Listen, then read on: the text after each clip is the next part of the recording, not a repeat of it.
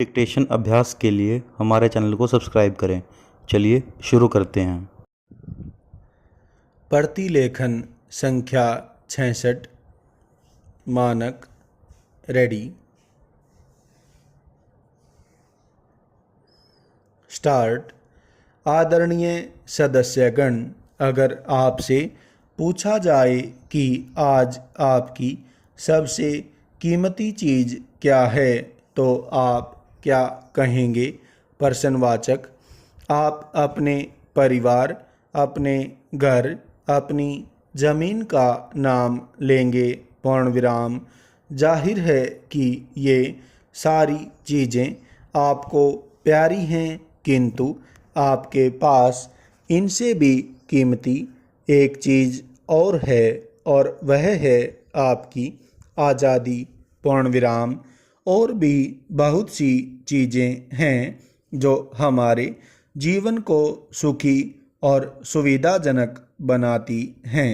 पूर्ण विराम। लेकिन जो आदमी आज़ाद नहीं, उसकी कोई इज्जत नहीं। पूर्ण विराम। आज हम आज़ाद हैं और हम भारतवासियों के लिए अपनी आज़ादी पर खुश होने का खास कारण है। पूर्ण विराम। लगभग 200 वर्ष हुए हमारी आज़ादी विदेशियों ने छीन ली थी। पूर्ण विराम। उसे फिर से पाने के लिए हमें एक बहुत लंबी और कठिन लड़ाई लड़नी पड़ी। पूर्ण विराम। आखिरकार 15 अगस्त 1947 को आज़ादी का सुनहरा दिन आया। पूर्ण विराम। देश का शासन हमारे अपने हाथों में आ गया। पूर्ण विराम। हमारे लिए यह खुशी का एक ऐसा दिन है जिसे हम कभी भूल नहीं सकते। पूर्ण विराम। हर साल इसे हम अपने स्वतंत्रता दिवस के रूप में मनाते हैं। पूर्ण विराम। जिन दिनों आज़ादी की लड़ाई चल रही थी, उन दिनों से ही हमारे नेता इस बारे में विचार कर रहे थे कि हमारी आज़ादी की शक्ल क्या हो, आज़ादी मिलने के बाद किस तरह की सरकार बनाई जाए और स्वतंत्र भारत की सरकार क्या कुछ करे। पूर्ण विराम।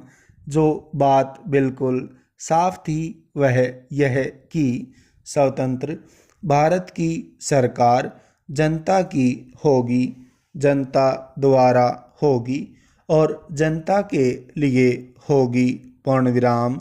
दूसरी बात यह थी कि यह सरकार देश के सभी लोगों के साथ बराबरी का बर्ताव करेगी।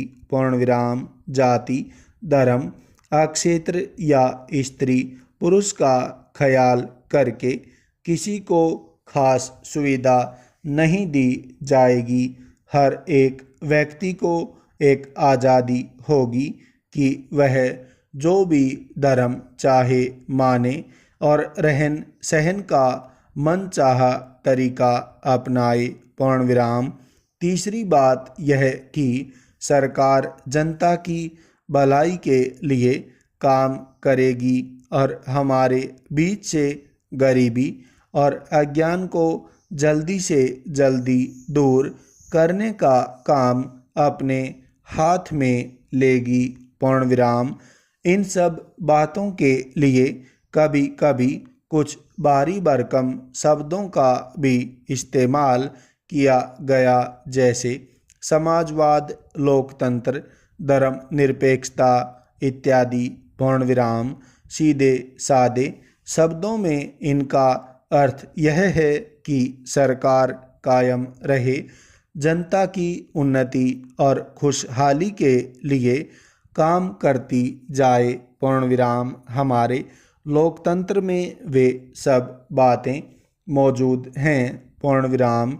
जिन आर्थिक और सामाजिक लक्ष्यों को सामने रखकर हमने आज़ादी की लड़ाई लड़ी थी, उन्हीं को पूरा करने के लिए महात्मा गांधी, जवाहरलाल नेहरू तथा दूसरे नेताओं द्वारा दिखाए गए रास्ते पर हमारे लोकतंत्र का निर्माण हुआ है। पूर्ण विराम। हमारे लोकतंत्र का क्या स्वरूप हो, राज्य के विभिन्न अंग किस ढंग से और क्या कार्य करें और राष्ट्रीय नीति के मोटे मोटे सिद्धांत क्या हों, ये सारी बातें ऐसे महत्वपूर्ण दस्तावेज में दी गई हैं जिसे हम भारत का संविधान कहते हैं। पूर्ण विराम। स्वतंत्र होने के बाद देश की जनता के प्रतिनिधियों ने एक संविधान सभा बनाई थी। पूर्ण विराम। हमारे संविधान की यह विशेषता है कि उसमें समय समय पर परिस्थितियों को ध्यान में रखते हुए परिवर्तन किया जा सकता है और अब तक इसमें कई संशोधन भी हो चुके हैं। पूर्ण विराम।